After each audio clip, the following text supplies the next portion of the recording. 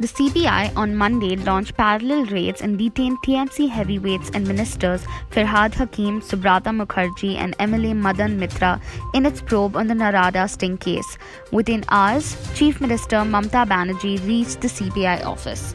India has voiced support towards the just cause of Palestine amid the deadly conflict with Israel, in which nearly 200 people have died so far. During the UN Security Council open meeting, India's permanent representative to the UN, Ambassador T.S. Tirumurthy, said the continuing violence is now threatening to spiral out of control, while he also mentioned India's strong support to the just Palestinian cause and its unwavering commitment to the two-state solution.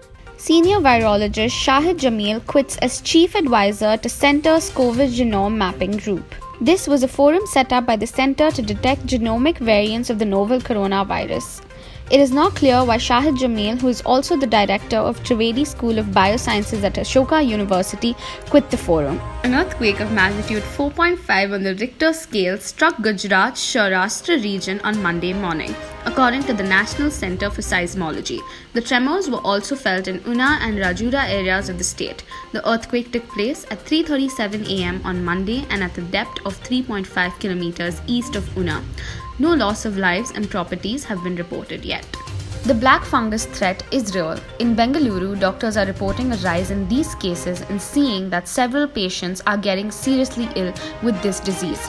Dr. Shashin Dutt, consultant ENT specialist, Fortis Hospital, said the situation in Bengaluru is critical, with the number of patients coming in for treatment rising day by day.